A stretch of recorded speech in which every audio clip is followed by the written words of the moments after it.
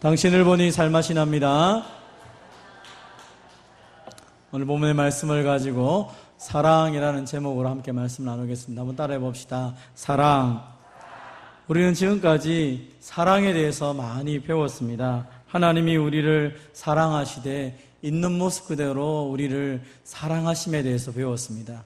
하나님이 우리를 있는 모습 그대로 사랑하기 때문에 우리도 형제와 자매를 바라볼 때 있는 모습 그대로 바라보고 나 자신도 내 모습 그대로 바라보면서 감사해야 된다고 그랬죠. 하나님의 눈으로 바라볼 때 우리는 서로를 사랑하며 살아갈 수 있습니다. 그런데 때로 살아가다 보면 굉장히 힘이 들 때가 있습니다. 저 사람이 왜 내 옆에 있지? 저 사람이 왜 내 근처에 있지? 왜 나를 힘들게 하지? 라고 생각할 때가 있습니다. 사랑이라는 것 자체가 관계를 가지고 있는 것이지 단순한 감정이 아닌 것을 이야기합니다. 우리는 아프리카에 있는 사람들을 사랑하자 하면 쉽게 사랑할 수 있습니다. 왜 그렇습니까? 한 번만 하면 되니까. 또 저기 에스키모들을 사랑합시다. 사랑할 수 있습니다. 한 번만 하면 되니까. 그런데 옆에 있는 사람들과 가족들을 사랑하자고 하면 힘이 들 때가 있습니다. 계속해야 되고 언제 이 관계가 끝날지 모르고, 특별히 예수 믿는 성도들과의 관계는 이 땅에서뿐 아니라 저 영원한 천국에서까지도 이어지는 관계이기 때문에 사랑하는 것은 당연하지만 어떻게 사랑해야 될지, 혹 그 사랑하는 가운데 속에서 상처를 주고 상처를 받을 때 우리는 어떻게 이것을 해결해야 될지를 몰라서 힘들고 어려워할 때가 참 많습니다. 오늘 본문은 우리에게 그 사랑을 하면서 우리 관계 속에서 사랑하기 어려울 때, 혹은 사랑하면서 상처를 받을 때 우리가 어떻게 사랑해야 되는지를 말씀을 하고 있습니다. 말씀을 따라 우리가 함께 구체적으로 주님이 원하시는 사랑들을 해감을 통하여서 우리 교회가 아름다운 사랑의 공동체가 되기를 바랍니다. 한번 따라합시다. 사랑은 쉽게 성내지 않습니다. 오늘 본문에 보니까 사랑은 성내지 아니하며 라고 말합니다. 사랑은 성을 내지 않는다라고 말하는 것이죠. 그런데 살아가다 보면 우리가 성내지 않고 화내지 않고 어떻게 살아갑니까? 어떤 조사를 보니까 아이들이 화를 내는 이유는 자신들의 욕구가 해결되지 않으면 아이들이 화를 낸다는 것이죠. 갓난아이도 엄마가 젖을 않으면 막 울면서 화를 내는 것이죠. 아이들은 부모님과 소통이 되지 않으면 화를 낸다고 합니다. 왜 엄마 내 마음을 몰라줘? 왜 몰라줘? 하면서 화를 내고 짜증을 내지요. 청소년들은 왜 화를 내는지를 모른답니다. 너무 그 삶 자체가 불투명해서 화내는 이유를 설명하기가 너무 어려워서 질풍노도의 시기다, 그렇게 표현을 하는 거죠. 친구 때문에 화가 나고, 열등감 때문에, 자기 정체성 때문에, 이성교제 때문에, 진로 때문에, 뭐 때문에 조금만 하면, 툭 하면 화를 내고 성을 낸다는 것입니다. 대부분의 경우는 이 화를 낸다는 것은 그 자체가 잘못이 아니라 왜 화를 내는지, 또 이것을 어떻게 조정을 해야 되는지, 해결해야 되는지를 몰라서 문제가 되는 경우가 많습니다. 남자들 같은 경우에는 힘을 표현하고 싶을 때 화를 내죠. 큰 소리를 치면 이긴다라는 생각 때문에 이야기하다가 안 되면 큰 소리 치면서 내 말 좀 들어봐 이렇게 하면서 자기의 생각이나 자기의 어떤 것들을 합리화시키기 위해서 화를 내고 큰 소리를 낼 때가 있습니다. 반대로 여자들은 감정을 알아주지 않을 때 화를 냅니다. 왜 내 감정을 알아주지 않아요? 또 내가 거절감을 당했다거나 또 어떤 사람들에게 침해를 당했다고 생각하면 화가 나는 것입니다. 근데 성내지 않고 살아간다는 것이 우리 인생에서 가능할까요?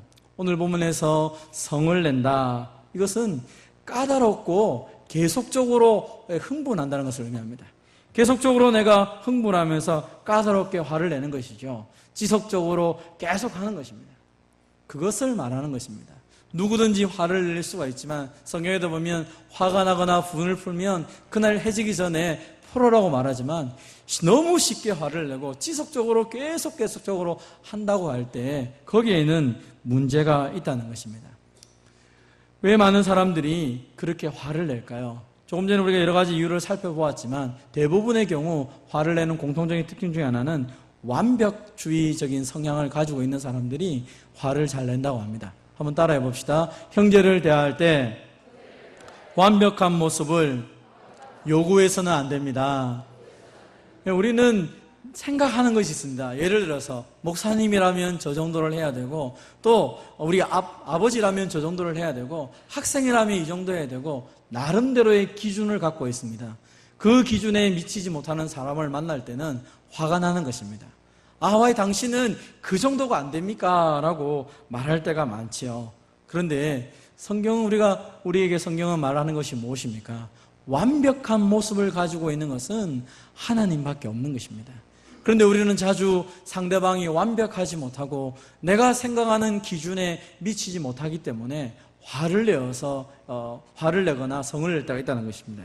성경에 보니까 우리가 연약할 때, 우리가 경건하지 못할 때, 우리가 죄인 되었을 때, 우리가 원수 되었을 때 하나님이 우리를 사랑하셨고, 그 사랑하신 결과로 예수님이 십자가에 죽으셨다라고 말씀합니다.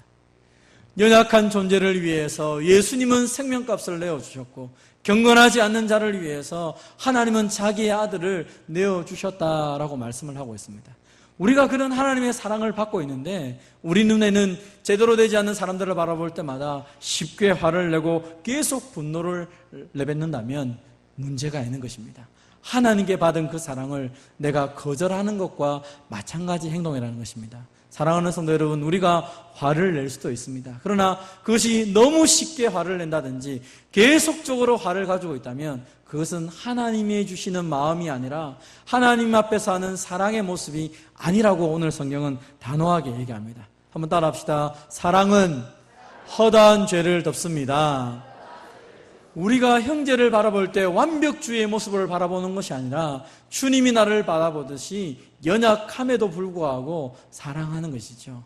우리 모든 모습들이 각자에게 다르게 있는 것처럼 하나님이 각자에게 다른 은사와 다른 모양으로 우리를 이끌어 가시는 것을 기억하면서 저 형제의 연약함을 내가 기억하며 덮어줄 수 있는 것입니다. 이것은 잘못했기 때문에 무조건 아이고 잘못한 거 덮어줄게 그렇게 말하는 것이 아니라고 말씀드렸죠.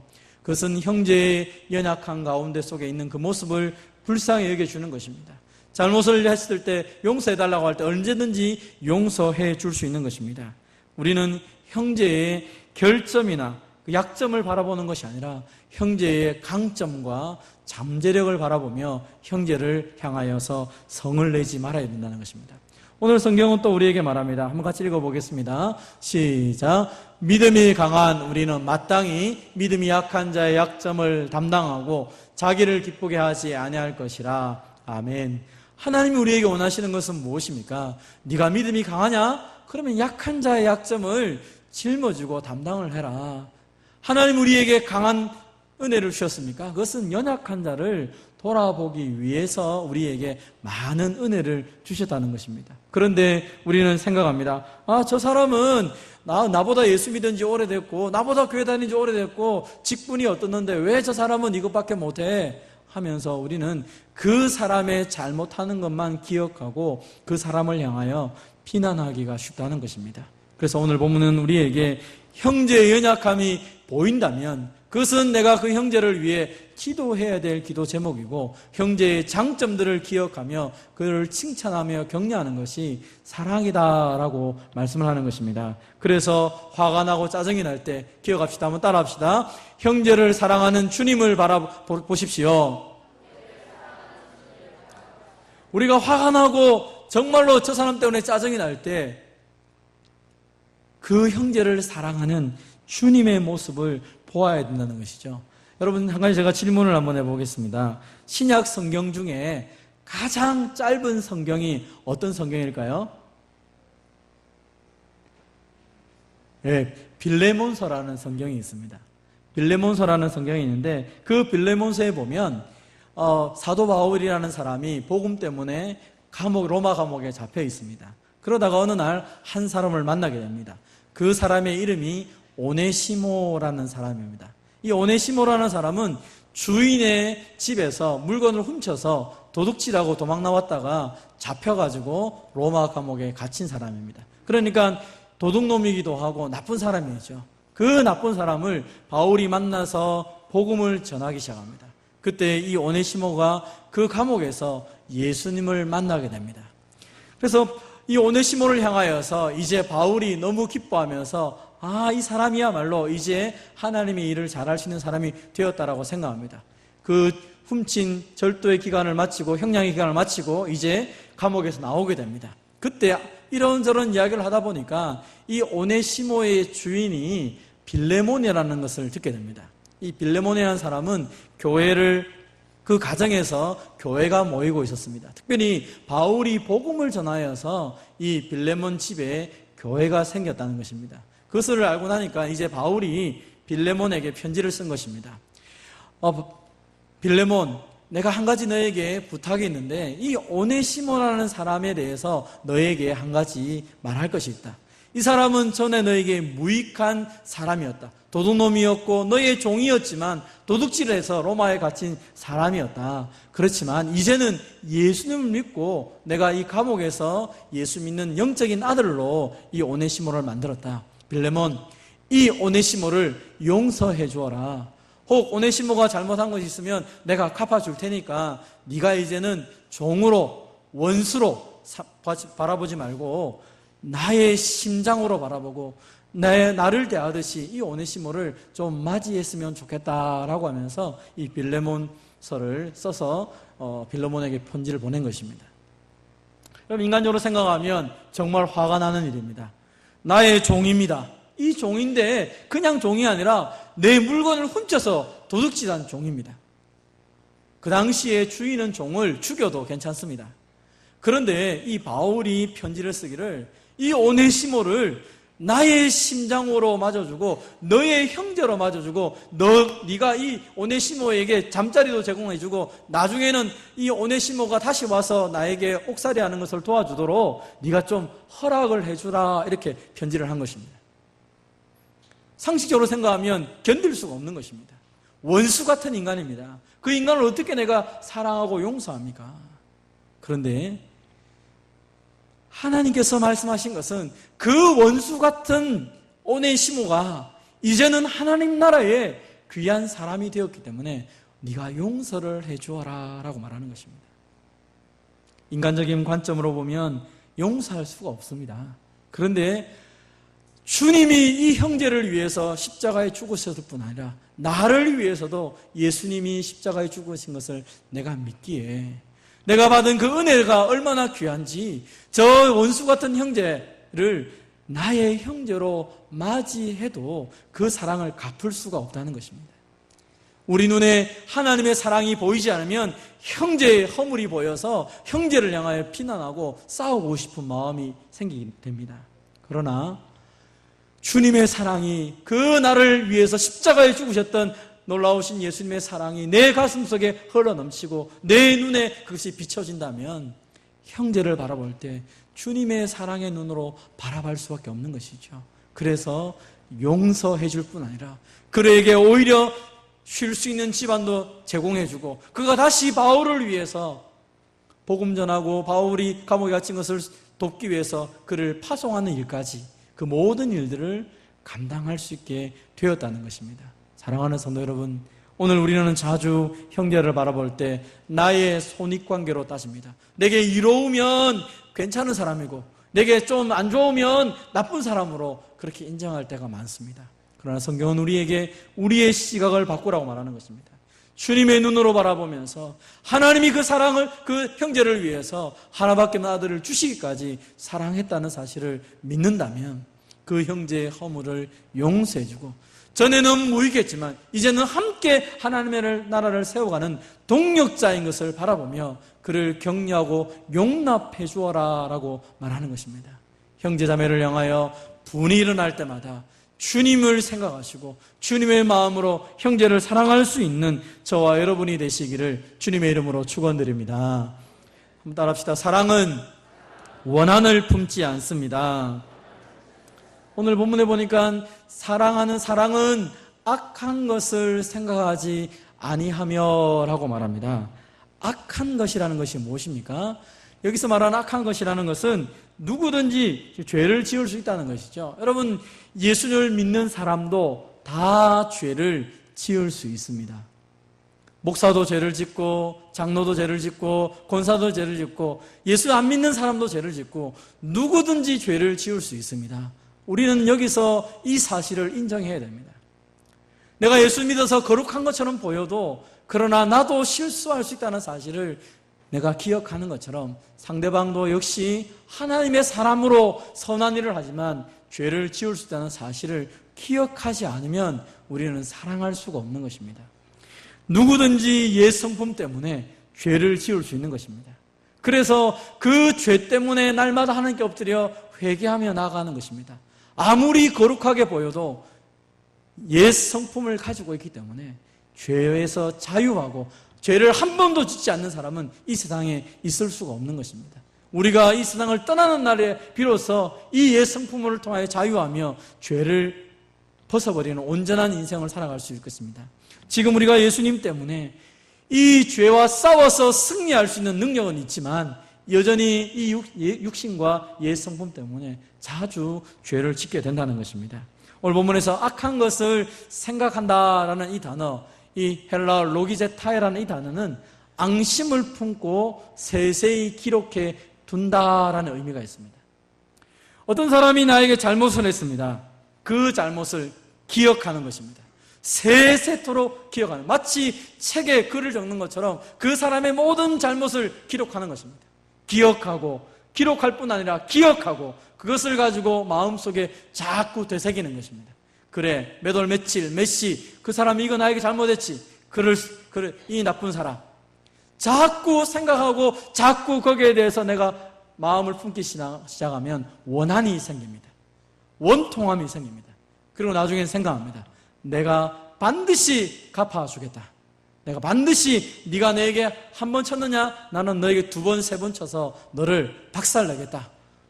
악한 것을 자꾸 생각하여서 그 형제에 대한 앙심을 품고 계속 그것을 생각하고 마음속에 새겨놓으면 결국은 그 사람도 죽고 나도 죽는 것입니다.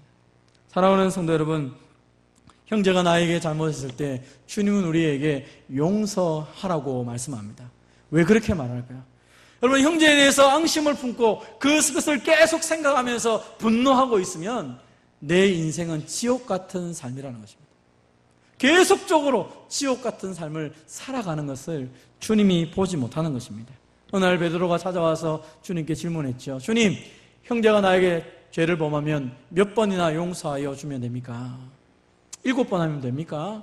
그때 예수님이 말씀하시기를 7번뿐이 아니라 7번을 70번까지라도 할지니라. 형제가 너에게 7번 잘못했다고 말하면 용서해 줄 것이 아니라 7번에 70번까지라도 490번 이상이라도 그를 용서해 주어라 라고 이야기합니다. 가능한 일입니까? 불가능하죠. 불가능한데 왜 주님은 이것을 우리에게 하라고 말씀하십니까? 그러지 않으면 우리가 지옥 같은 삶을 살아가기에 주님이 우리를 용서해 주신 것을 기억하면서 형제를 용서해 주어라 라고 말하는 것입니다. 여러분, 용서한다는 것은 또 한편으로 말하는 것은 그를 이해하고 기꺼이 잊어버리는 것입니다. 만각의 은혜가 우리에게 주어지는 가장 큰 은혜 중에 하나인 것 같습니다. 형제의 잘못, 형제의 연약함을 잊어버릴 수 있다는 은혜가 얼마나 큰 은혜일까요? 구약 성경을 보면 한 대상이 등장합니다. 우리가 아는 것처럼 요셉이라는 사람이 있습니다. 요셉은 17살 때 형제들에게 팔림을 당하여 애굽에 팔려갑니다. 형제들이 그를 너무 시기하여서 요셉을 보면서 저 꿈꾸는 자를 죽여버리자라고 말하여서 구덩이에 집어넣었다가 그 요셉을 애굽의 종으로 팔아버리게 됩니다. 요셉은 별 잘못한 것 없이 13년이라는 세월을 종으로 살다가 또 여주인의 모함을 받아서 감옥살이를 하게 됩니다. 그럼 어떤 사람에게 오해를 받아서 13년 동안 육체적으로 고통을 당할 뿐 아니라 정신적으로 고통을 당하고 심지어 감옥에 가서 있었다면 감옥을 나오는 순간 너 보자, 죽이고 싶다, 너 죽일 거야. 그 감옥에서 아마 그 나를 오해했던 사람, 나를 이렇게 버렸던 사람들에 대한 원수를 갖고자 하는 마음으로 이를 갈고 있었을 것입니다. 그런데 요셉은 그가 30세에 애굽의 총리가 됐을 때에 그의 아들을 낳고 그의 아들의 이름을 므낫셋이라고 이름을 짓습니다. 므낫셋, 이름의 뜻이 무엇입니까? 하나님이 내게 내 모든 고통, 고난과 내 아버지의 온 집안일을 잊어버리게 하셨다. 하나님이 내 모든 고통을 잊어버리게 하셨다. 하나님이 나를 회복시키시고 나를 용서해 주셨고, 그러므로 나도 나를 힘들게 했던 이 모든 형제들을 용서하겠다는 결심으로 그의 아들의 이름을 므낫세라고 이름을 짓게 됩니다. 실제로 그가 총리가 되는 동안 흉년이 들어서 그의 형들이 찾아오게 되었죠. 그 형들 앞에 요셉이 자신을 밝힙니다. 내게로 가까이 오십시오. 나는 당신들의 아우였던 요셉입니다. 당신들이 애굽의 판자입니다. 그런데 당신들이 나를 애굽에 팔았다고 해서 근심하거나 한탄하지 마십시오. 하나님이 생명을 구원하시려고 나를 당신들보다 먼저 보내셨습니다 라고 말합니다. 요셉은 자기가 누구인지를 명확하게 얘기했습니다. 당신들의 나를 애굽에 판 당신들의 아우가 바로 나입니다. 사실을 그대로 말했습니다. 그렇지만 거기에 감정이나 거기에 자신의 아픔이나 거기에 대한 복수에 대한 마음이 있는 것이 아니라 오히려 하나님에 대한 마음을 가지고 이야기합니다. 당신들이 나를 애굽에 팔았습니다. 그렇지만 하나님이 생명을 구원하려고 당신들보다 먼저 보내셨습니다. 당신들이 판 것이 아니라 하나님이 판 것입니다. 요셉은 형들에게 자신이 형들을 용서했음을 말하고 있습니다. 나중에 아버지가 죽습니다. 야곱이 죽고 난 이후에 요셉의 형제들이 생각을 합니다. 그때는 아버지가 있었기 때문에 우리한테 용서한다고 재수출을 한 것이다. 아버지 때문에 우리를 용서했다고 말한 것이다. 이제 아버지가 죽었으니까 이제 큰일 났다. 우리가 가서 이야기하자. 형들이 와서 엎드립니다. 우리가 잘못했습니다. 우리가 당신의 종입니다. 살리든지 죽이든지 당신 마음대로 하십시오 라고 말을 합니다. 그때 요셉이 다시 그 형제들에게 말합니다. 당신들은 나를 헤아려 하였으나 하나님이 그것을 선으로 바꾸셨습니다. 내가 말하지 않았습니까? 당신들이 나를 판 것이 아니라 하나님이 나를 보내신 것입니다. 당신들은 두려워하지 마십시오. 내가 당신들과 당신들의 자녀를 기르겠습니다 하면서 간곡한 말로 위로했다라고 말하고 있습니다. 요셉은 애굽에 팔려온 순간부터 형들에 대한 원한 가운데 있었던 것이 아니라 하나님과 함께 그 모든 시간들을 지나가며 자신에게 있는 모든 아픔들을 잊어버렸습니다. 용서해 주었다는 것입니다. 그렇지만 형들은 오늘 이 순간까지 요셉, 우리가 팔았던 요셉이 애굽의 총리가 되었고 얘 힘이 있으니까 우리를 고통스럽게 할 거야. 우리를 괴롭힐 거야. 아버지가 죽고 난 이 순간까지 그들은 그 요셉 앞에서 용서를 받았다 생각하지 아니하고 고통 가운데 그 시간들을 지나간 것입니다. 애굽 생활에서 먹고 마시고 즐겼지만 그는 어느 순간이라도 요셉이 나를 향하여 우리를 향하여 분노한다면 우리는 끝장날 거야 라고 하는 그 지옥 같은 모습 속에서 살아갔다는 것입니다. 용서하지 않으면, 잊어버리지 않으면 우리는 지옥 같은, 마음의 지옥 같은 곳에서 살아가는 것입니다. 그 고통의 순간을 계속하는 것입니다. 그래서 주님은 우리에게 말하는 것입니다. 형제를 용서하고 원한을 품지 말라. 악한 것을 생각하지 말라. 나도 너희들의 잘못을 기록해 두지 않는다. 하나님도 우리의 잘못을 기록하지 않는데 우리가 왜 형제의 잘못을 기록하면서 두고 보자 내가 갚아줄 것이라고 말을 합니까? 만약 우리가 하나님께서도 용서하셨는데도 불구하고 내가 갚아주기로 원수 갚기로 내가 애를 쓴다면 그 하나님의 용서를 거절하는 것이요 주님의 십자가를 모욕하는 행위라는 것입니다. 주님은 이야기합니다. 내가 너희의 불의를 긍휼히 여기고 너희의 죄를 다시는 기억하지 않겠다. 동이 서에서 먼 것 같이 너희의 죄악을 내가 옮기겠다. 내가 너를 긍휼히 여기겠다. 그 증거가 바로 십자가다라고 말씀을 하는 것입니다. 사랑하는 성도 여러분, 하나님은 십자가를 통하여 우리의 죄악을 기억하지 않는다라고 말씀하셨습니다. 그래서 우리가 예배 시간마다 언제든지 나올 때마다 주님의 십자가를 붙잡으며 주님 나의 죄를 용서해달라고 부르짖으며 기도합니다.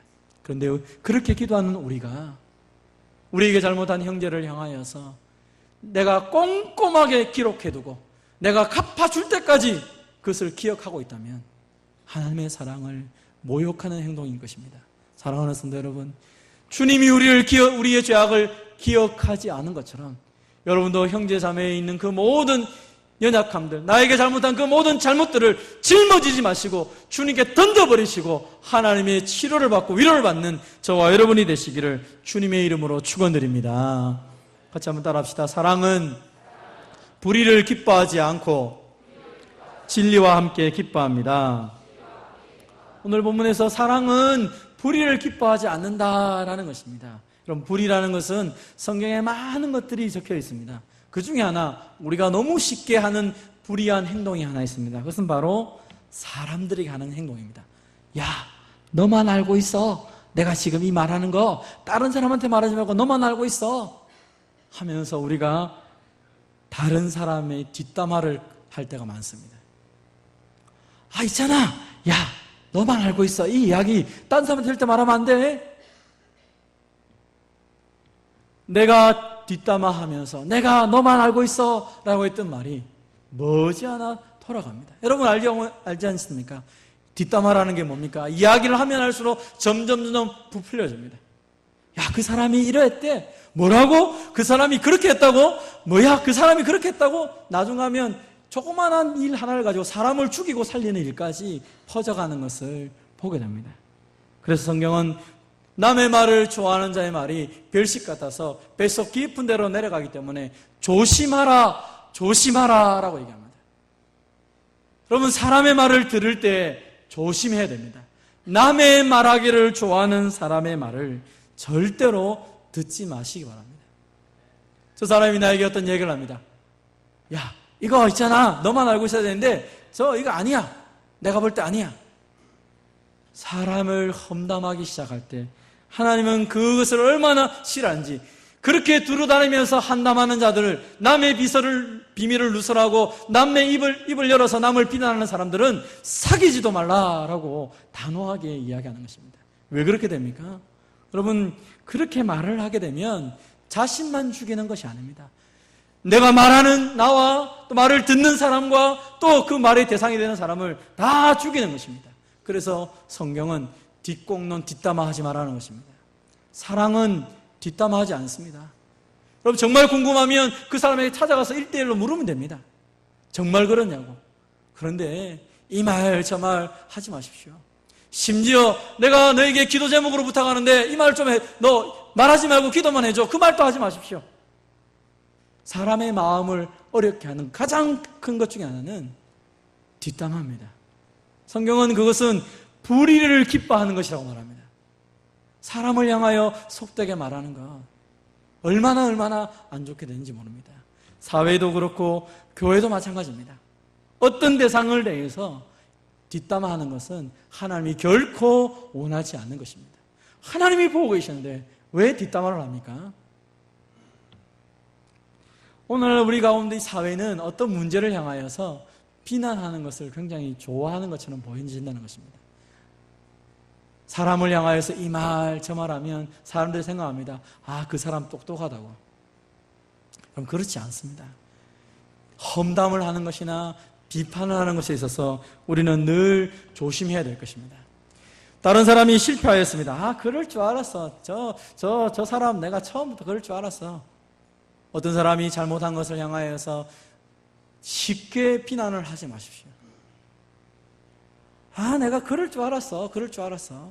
그렇게도 말하지 마십시오. 형제를 향하여서 그렇게 말하는 사람은 없습니다. 내 자녀가 아픔을 당했는데 내가 부모된 입장에서 내가 그럴 줄 알았다. 너 그렇게 잘못하면 아플 줄 알았다. 그렇게 말할 때는 가슴이 아파가지고 하는 말이죠. 그 말을 가지고 아이를 비난하는 말이 아니지 않습니까? 그런데 우리는 너무 쉽게 형제의 연약함을 바라보며 비난하면서 말합니다. 누가 잘못을 했습니다. 저 잘못한 인간은 하나님께 벌을 받아야 돼. 그럼 그렇게 말하는 순간 내가 의롭다고 의로워지는 것처럼 여길 때가 있습니다. 저 인간보다는 내가 낫지 않습니까, 하나님? 바리새인들이 그렇게 말했다는 것입니다. 오늘날 우리도 너무 쉽게 형제의 잘못을 가지고 비난하면서 내가 저 인간보다는 낫습니다 라고 말하기 시작한다면 하나님 앞에 아무런 긍휼을 받을 수가 없다는 것입니다. 형제의 아픔이 있습니까? 형제의 상처가 있습니까? 모든 사람들이 손가락질하면서 저 인간은 안 돼! 라고 말을 합니까? 그 순간에 그 자리에 그 형제가 아니라 내가 서 있을 수 있다는 것입니다. 그 순간에 주님이 어떻게 하겠습니까? 그래, 너 잘못했어. 나 알고 있었어. 너 그럴 줄 알았지. 주님이 우리를 향하여서 그렇게 말씀하시겠습니까? 우리를 꽉 안아주시면서. 아마 가늠하다 현장에 잡힌 여인에게 주셨던 말씀처럼 그 주위에 있는 사람들에게 말하실 겁니다. 너희 중에 죄 없는 자가 먼저 돌로 치라. 너는 죄가 없느냐? 비난하기 전에 너를 바라보라 라고 말을 할 것입니다. 그러면서 우리를 향하여 안아주시면서 말씀하시겠죠. 가서 다시는 죄를 범하지 마라. 내가 너를 품어주는 것은 네가 죄 가운데 있는 것을 원하지 않기 때문이다. 나는 네가 뿌리 가운데 있는 것을 원하지 않는다. 하나님, 우리가 진리 가운데 있기를 원하시면서 우리를 회복시켜 주시는 것입니다. 불의와 함께 기뻐하지 마십시오. 내가 하는 말이, 그 말을 듣는 사람이 영적으로 육적으로 상처를 받는다면 그 말을 멈추십시오. 그리고 주님이 하셨던 것처럼 형제의 상처를 안아주고 형제를 위로하고 세워주고 살려주는 말을 통하여 형제를 살려주는 것이 진짜 사랑의 공동체, 사랑의 모습인 것입니다. 그래서 오늘 성경은 우리에게 말합니다. 연약한 형제를 위해서 두들겨주고, 그 형제들이 함께 울고 있으면 같이 울어주고, 또 기뻐하는 형제가 있으면 함께 기뻐해주고, 혹 범죄하는 형제가 있다면 그들을 위해 기도해주면서 하나님, 한 형제 한 형제가 주님 앞에서 바로 세워지도록 하나님 앞에 나아가는 것입니다. 그래서 우리 공동체는 즐거워하는 자들과 함께 즐거워하고 우는 자들과 함께 우는 그런 공동체가 되어야 될 것입니다. 우리 같이 한번 읽겠습니다. 시작. 서로 돌아보아 사랑과 선행을 격려하며 모이기를 패하는 어떤 사람들의 습관과 같이 하지 말고 오직 권하여 그날이 가까움을 볼수록 더욱 그리하자. 서로 돌아보면서 누가 연약한 가운데 있는지, 누가 혹시 범죄하는 가운데 있는지, 누가 혹시나 엎어졌는지 가보며 엎어진 자는 일으키고 또 상처난 자는 위로해주고 범죄하는 자가 있으면 함께 부둥켜 안고 기도하면서 그들을 세워주면서 하나님이 원하시는 그 공동체, 우리가 받은 그 사랑을 마음껏 나눠주면서 이 안에서 누구든지 회복되고 이 안에서 누구든지 새롭게 되는 그 사랑을 나누는 그런 공동체로 만들어 가야 되는 것입니다. 더욱더 하나님의 받은 사랑을 나누어 주고 그 사랑 때문에 또 여러분을 만나는 모든 사람들이 하나님의 사랑 가운데 거함을 통하여 회복되고 온전하게 되기를 주님의 이름으로 축원드립니다.